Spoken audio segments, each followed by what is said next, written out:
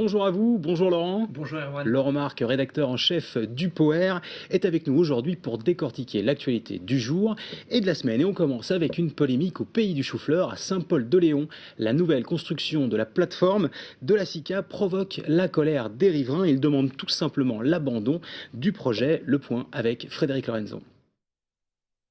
Donc là, on est devant le manoir de Kermorus, donc qui est du 15e et du 16e siècle. Alors le panneau a été mis là, il y a quelques mois, puisqu'il y a un projet de zone industrielle. Ce chantier est juste derrière nous, là, au pied du jardin du manoir. Là. Ces riverains ne décolèrent pas. Devant eux, sur 17 hectares, la SICA, le groupement de producteurs de légumes du Pays Léon, veut édifier un entrepôt de 70 000 m², l'équivalent de 15 terrains de foot.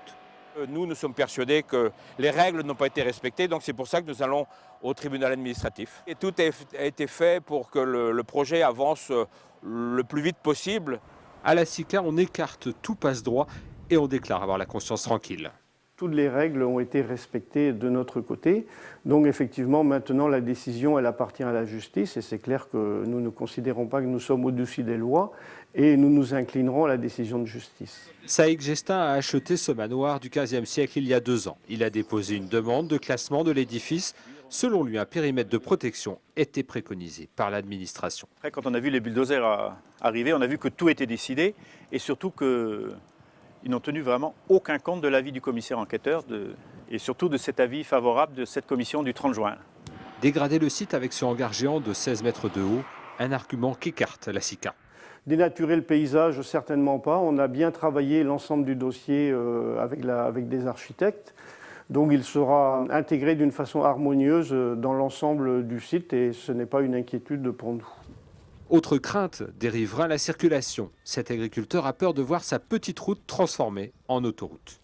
Cette route-ci, donc c'est le risque, c'est d'avoir 150 à 200 tracteurs jour, voire camions, à passer ici. Des routes qui ne sont pas adaptées du tout à recevoir tout ça.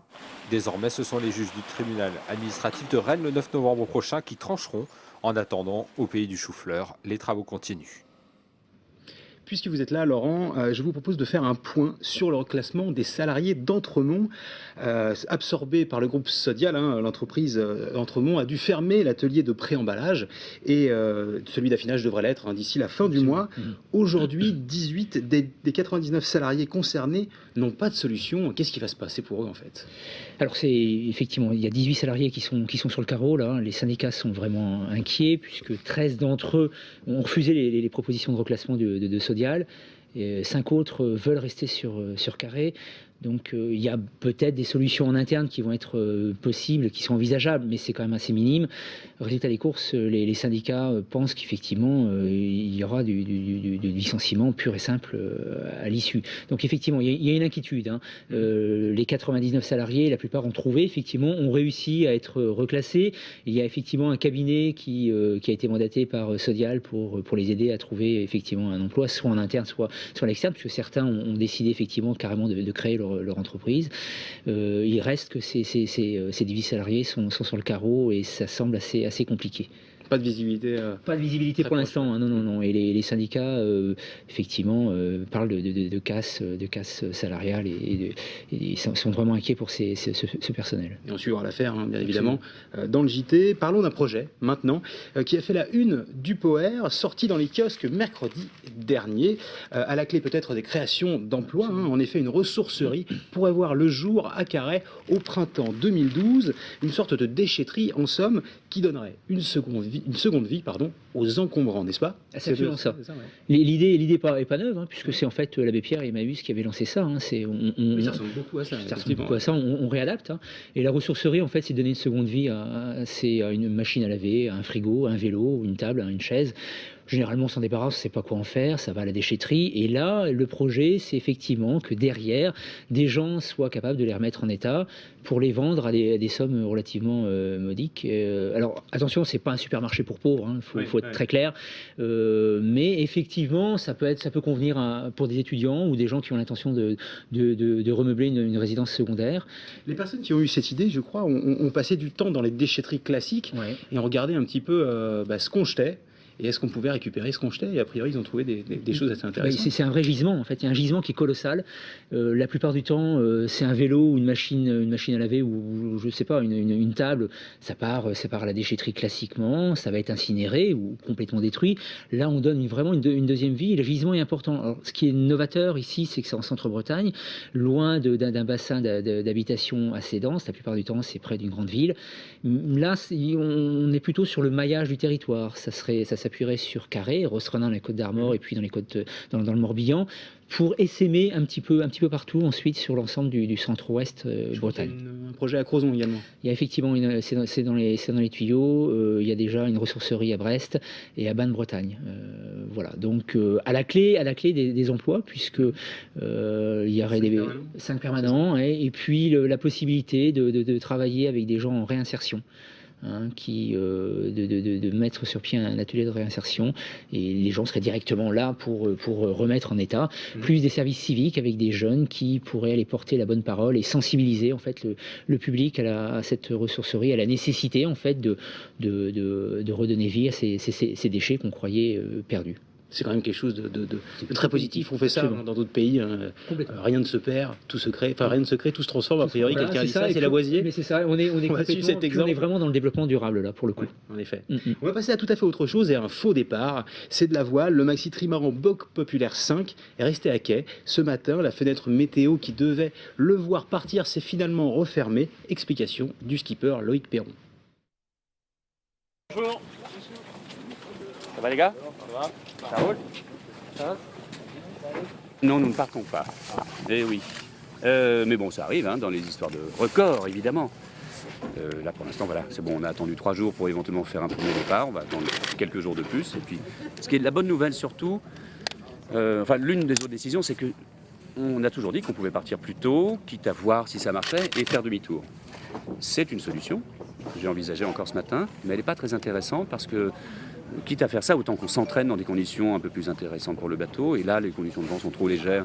On sait faire du bateau sur ce joli navire. Et donc, il faut qu'il y ait un truc un peu plus violent pour que ça puisse être intéressant. Mais si c'est trop violent, ça va nous faire prendre des risques et éventuellement, on va mettre trop de temps à revenir ici. Et fort heureusement, la situation météo de l'Atlantique Nord est assez variable en ce moment. Elle est pas mal. Elle n'est pas bloquée, loin de là. Et là, évidemment, on regarde déjà ce qui se passe, les prévisions d'Atlantique Nord dans les 10 jours qui viennent. Et il y a peut-être quelque chose à faire dans les 10 jours qui viennent. Et un nouveau point météo est prévu normalement mardi prochain. On reste en stand-by donc. Déception également pour Éric Defer et Éric Lecoq, lancés depuis mercredi dernier dans la Transat Jacques Vabre. Ils ont dû se dérouter et regagner le port de Brest. Éric Lecoq ayant été pris d'un violent mal de dos. Pauline Ferco les a rencontrés sur les pontons ce matin. Eric était de quart, moi je dormais, donc il m'a réveillé pour me dire qu'il s'était pris un coup d'épée, la blessure s'était réveillée. Du coup, c'était à 7h30 et on s'est dérouté à 13h. Donc on a réfléchi, on a regardé les fichiers pour la météo à venir. Et puis de fil en aiguille, la décision la plus sage, c'était quand même de s'arrêter maintenant, parce que les conditions météo sur l'Atlantique restent compliquées dans les jours à venir en classe 40, avec une mer formée et du près. Et on a privilégié sa santé à la course, quoi. À un moment, il fallait faire le choix. De toute manière, traverser l'Atlantique pour le mal de dos, c'est sûr que c'est pas le meilleur remède. Alors là, je ne sais pas ce que vous en pensez, mais ça a l'air un peu compliqué quand même de prendre la mer. C'est vrai que les fenêtres météo sont les meilleures à ce moment-là. En même temps, les conditions sont relativement dantesques. On a vu qu'il y avait de la tempête, il y avait une mer formée. Certains partent, d'autres ne partent pas, certains reviennent. C'est un peu compliqué. Ouais. C'est un peu compliqué, oui. Alors moi, j'attendais vraiment que Bon Pop parte pour les avoir vus. Ah oui, moi, pour les avoir vus effectivement à Lorient et être monté à bord du bateau, c'est une machine extraordinaire. Des mers. Ouais. Et bon, voilà, je comprends complètement. Et puis, mais j'attends vraiment qu'il parte parce que c'est une aventure géniale, quoi. Ça fait penser peut-être à ce qui s'est passé l'année dernière, notamment avec Pascal Bidégory à la barre, où on a attendu peut-être un an, même plus, qu'il parte. Et puis, au final, bon. il y a eu Maldon, il y a eu un stand-by insoutenable. Un stand-by insoutenable, effectivement. Là, est-ce qu'on est reparti pour la même chose? Je sais pas ce qui est. Je sais pas, moi je suis pas expert du tout, je vais pas me prononcer vraiment, mais je comprends qu'effectivement avec un tel bateau, ils partent pas dans des conditions de vent un peu trop mauves, quoi. C'est évident, quoi. Ils peuvent à mon avis se permettre. A priori, l'équipage de toute façon est tellement bien formé avec des Le Petrec à bord et consorts, donc a priori, enfin, on peut vraiment leur faire confiance. C'est vrai que ce matin, on était sur les pontons et à voir la mer d'huile, on avait peu d'espoir à ce qu'ils partent tout de suite. Enfin bon, on verra mardi prochain. De toute manière, merci beaucoup Laurent d'avoir été avec nous. Merci à vous. Lundi, retrouvez Frédéric Lorenzon à la même place et à la même heure. Bonsoir.